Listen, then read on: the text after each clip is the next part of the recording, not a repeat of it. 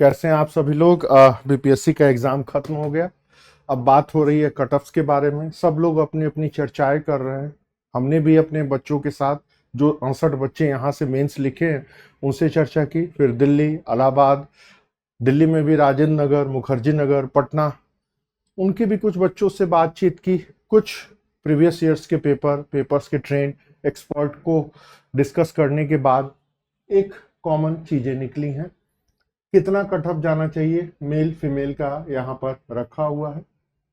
लगभग female male या final इतना सीट्स क्लियर नहीं है। सभी लोग अपने अपने अनुसार दावा कर रहे हैं। यहाँ पे general, EWS, OBC, EBC, SC सबका मेल फीमेल का एक रखा गया। सिलेक्शन के लिए 500 चाहिए। 500 नंबर 1 रैंक के लिए मैंने कुछ डिसाइड किया है कि लगभग जिनका नंबर 500 रहेगा फाइनल सिलेक्शन होगा। लेकिन इंटरव्यू कॉल के लिए जो कैलकुलेशन जा रहा है वो ऐसे जा रहा है।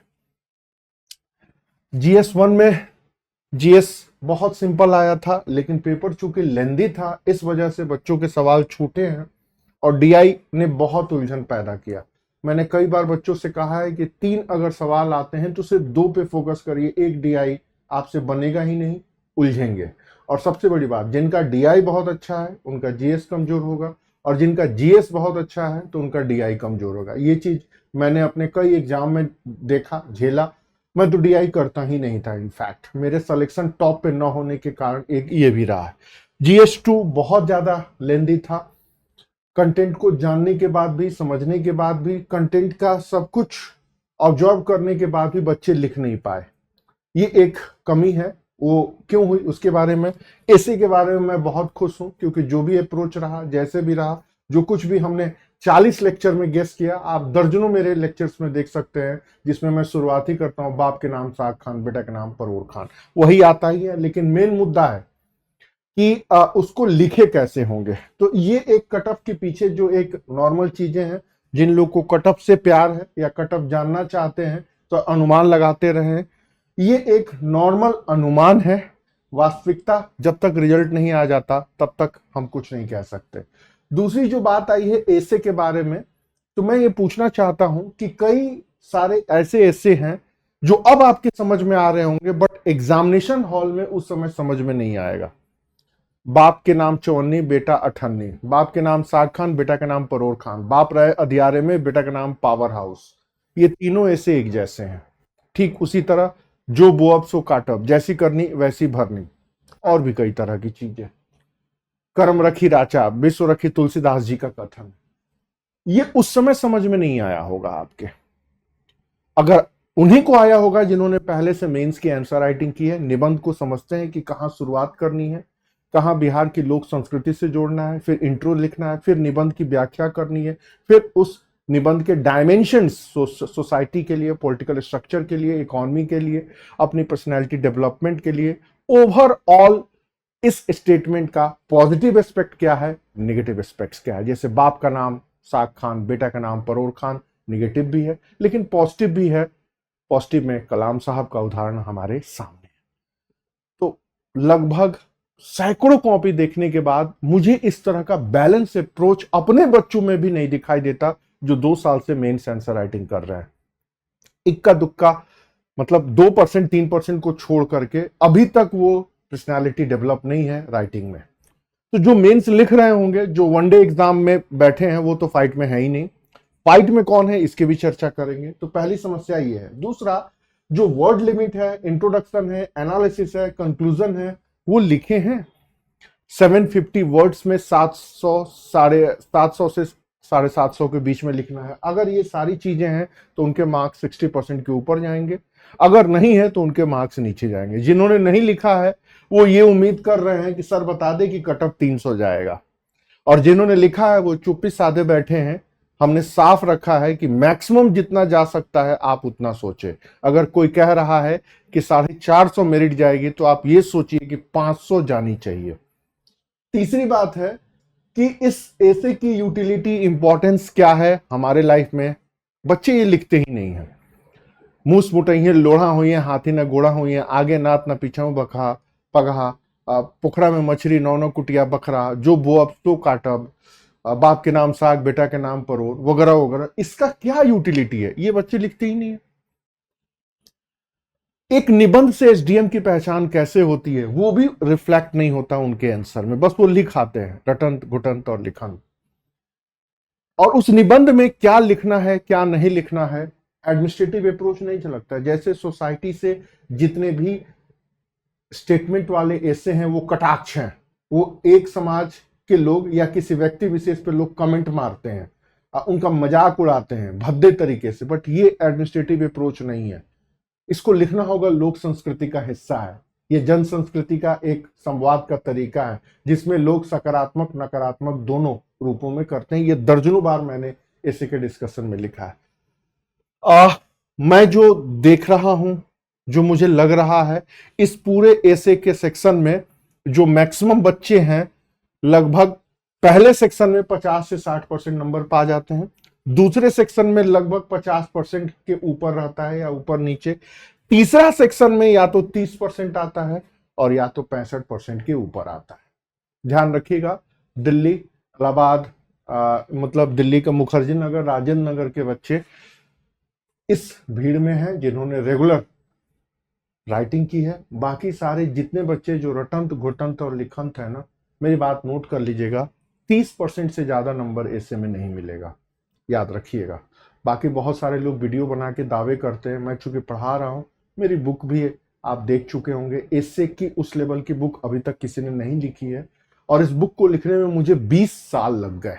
20 साल किस सेंस में, अपने 5 साल का तैयारी वाला दौर और 15 साल का मेरा टीचिंग अप्रोच या टीचिंग एक्सपीरियंस या जो भी हो, 20 साल का अनुभव के बाद मैं उस पुस्तक को लिख पाया हूं। तो मैं कैसे उम्मीद करूं कि एक नया बच्चा या 30 साल के कम उम्र का बच्चा इस लेवल को छू सकता है, नहीं है।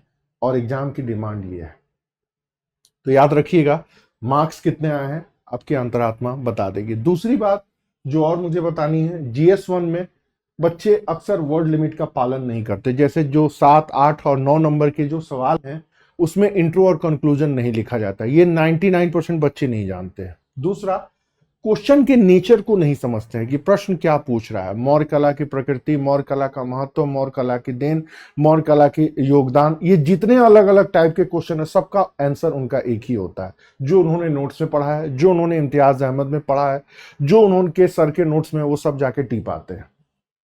फिर प्रेजेंटेशन उतना बेहतर नहीं हो पाता, कहाँ इंट्रो करनी है, पॉइंट्स कैसे लिखने और कंक्लूजन कैसा करना है, वहां समस्या आ रही है। और सबसे बड़ी बात कंफ्यूजन है कि जहां 36 और 38 नंबर के आते हैं, 9 नंबर में भी इंट्रो कंक्लूजन आपको मेंशन करना पड़ेगा, लेकिन प्रश्न नहीं समझ में आता, टिप्पणी करे, व्याख्या करे, चर्चा करे, आलोचनात्मक विश्लेषण करे, विशेषताओं का करे, फैक्ट फिगर डाटा रिपोर्ट कहाँ लिखनी है कहाँ नहीं लिखनी है जानने के बाद भी बच्चे के आंसर में नहीं आता। अगर ये सारी चीजें टू द पॉइंट है तो किसी भी बच्चे को आराम से 60% के अबव मार्क्स मिलेगा, नहीं है तो 30% से 40% के बीच में जाएगा। सारा खेल इन्हीं चीजों का है।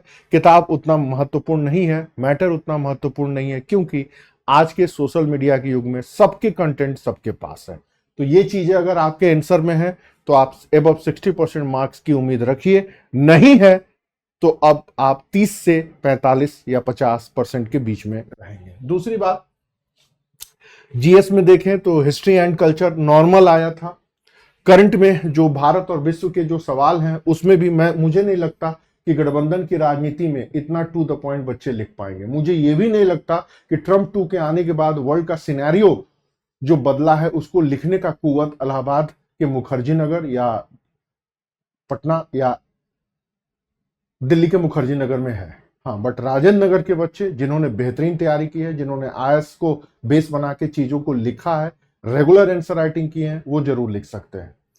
और सबसे बड़ी बात, ये मैंने हैंड रिटन करके लिख दिया है, आईआर की चीजें लगभग फंसी है, डीआई ज्यों का त्यों है। सबसे बड़ी बात, बीपीएससी की जो डिमांड है वो एकदम लोअर लेवल की भी है और एकदम हायर लेवल की भी है, लेकिन बच्चे जो है ना लोअर लेवल के आसपास झूलते रहते हैं।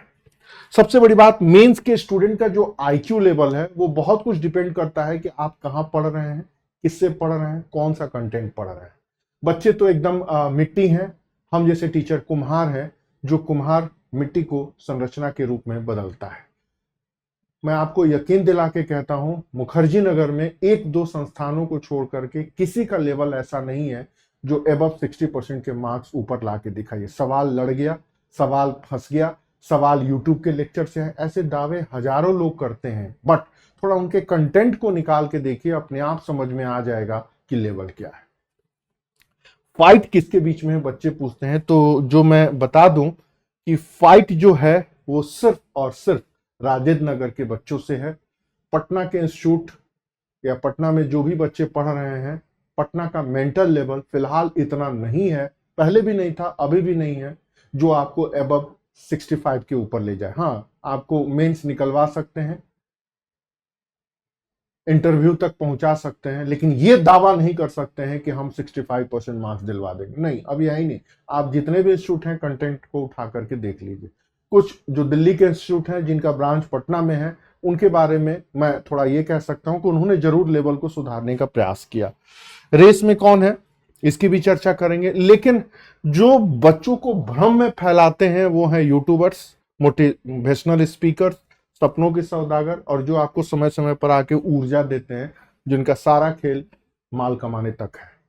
98% बच्चे हताश होते हैं, 98% बच्चे बहुत कमजोर होते हैं, फैमिली प्रेशर में रहते हैं, परिवार के अलावा समाज का भी प्रेशर रहता है, अटेम्प्ट की कमी है, इन सब में उलझे रहते हैं। तो उनको ये लोग प्रवचन करता सुन के उनको एक तरीके से मानसिक शांति देते हैं, लेकिन इस तरह की मानसिक शांति आपको बेबस बनाती है, कमजोर बनाती है, थोड़ा लाचार बनाती है। थोड़ा अपने अंदर हिम्मत लाइए, सिलेबस को समझिए, टू द पॉइंट चीजों को पढ़िए और राइटिंग करिए, लिखिए। चाहे आप रैंक 1 IAS के टॉपर हैं, उसकी बात को भी ध्यान दीजिएगा। उसने यही बात कही है कि मैंने सिलेबस को समझा और तब पढ़ना शुरू किया। शुरुआत के 3 अटेम्प्ट उसके बर्बाद हो गए।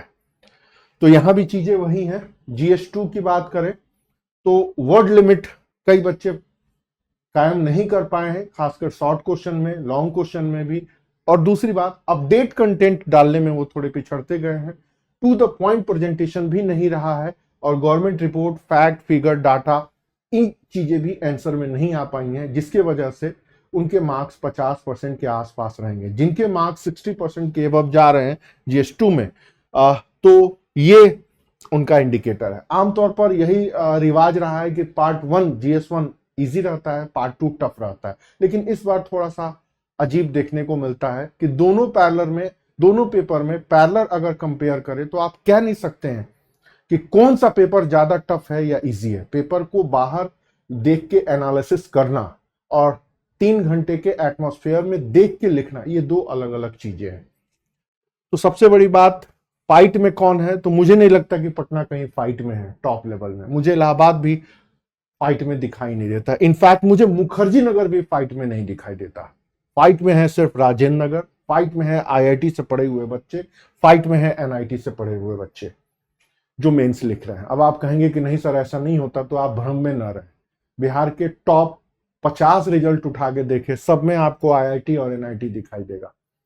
ये वो बच्चे हैं जो चुपचाप IAS का एग्जाम देने के साथ स्टेट PCS भी देते हैं, और उनका एकमात्र एम्बिशन रहता है कि पहले स्टेट में घुस जाएं, फिर IAS भी देते रहेंगे। एक तरीके से वो लिटमस टेस्ट है।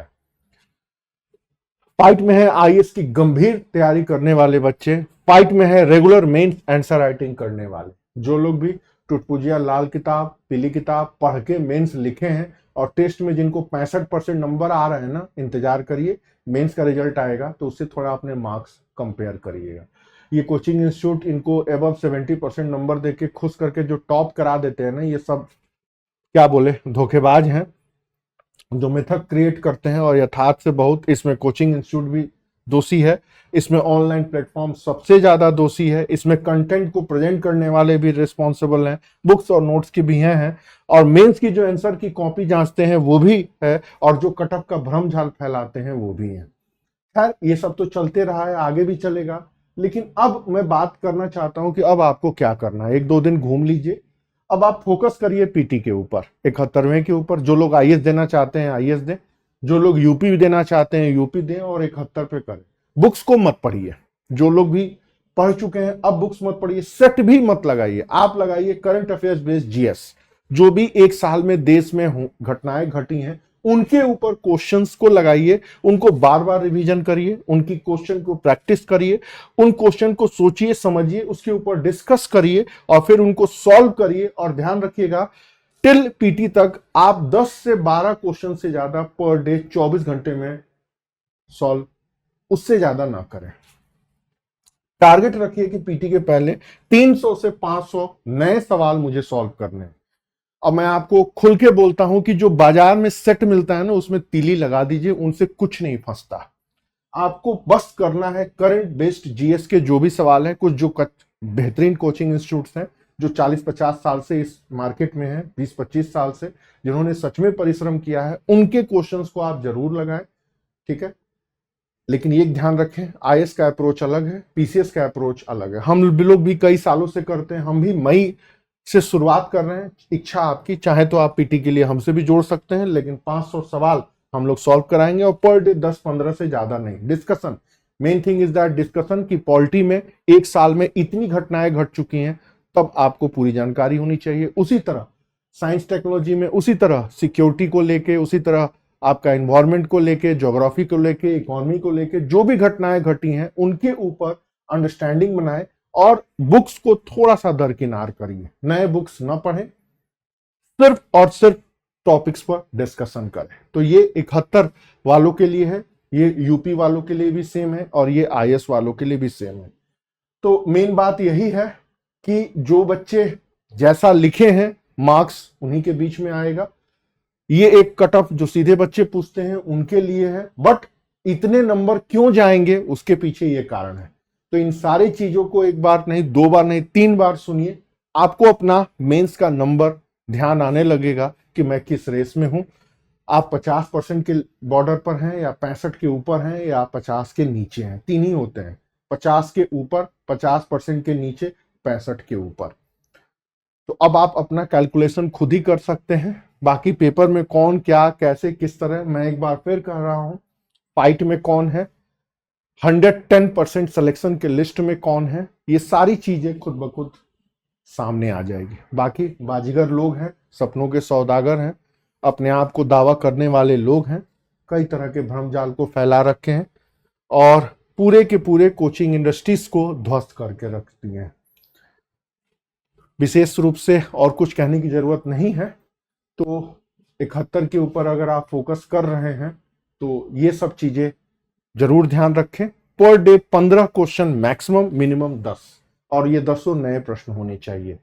प्रश्न से भी ज्यादा जरूरी है प्रश्न की एक्सप्लेनेशन पढ़ना, क्योंकि प्रश्न बहुत पीटी में थोड़े अजीबोगरीब भी आते रहे हैं, आगे भी आएंगे। कुछ क्वेश्चंस दरोगा टाइप का होगा, वनडे टाइप का होगा, कुछ क्वेश्चन आईएएस का होगा। आईएएस का एक लेवल है जिससे वो पीछे नहीं हटते। यूपी पीसीएस ने भी अपना लेवल बढ़ा दिया है, प्रीवियस ईयर घटना चक्र के जाल को तोड़ दिया है।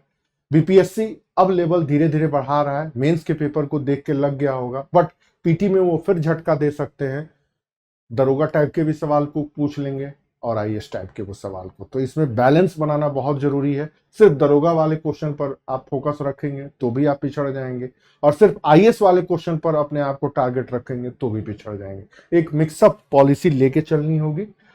तो ये थी कुछ बातें, और भी बहुत सारी बातें हैं, जैसे कि आगे के कुछ लेक्चर्स में हम एसे को पूरा सॉल्व करेंगे, सारी चीजों को, मर्जी हो तो देखिएगा। ठीक उसी अलावा जीएस 1 और 2 को भी डिटेल एक्सप्लेन करेंगे कि बीपीएससी चाहता क्या है। उससे आपको 110% अपने बारे में पता लग जाएगा कि आपका मार्क्स कैसे है। ये तो बस इतने बच्चों के फोन आए, 144 कॉल हो चुका है, सर मेरिट कितनी जाएगी, मेरिट के। अभी वो बच्चे भटक रहे हैं ज्ञान की खोज में। जिस दिन उनको सारे वास्तविक ज्ञान मिल जाएगा, वो चुप्पी साध के सिर्फ मेरिट में ऊपर से 10 के बीच में अपना नाम खोजेंगे। मेरी मनसा यही रहती है कि अपने हर बच्चे को मैं इस लेवल पर ले जाऊं कि वो डिस्कस ना करे, वो सिर्फ ये टारगेट रखे कि ऊपर के 10 रैंक में मेरा नाम क्यों नहीं है।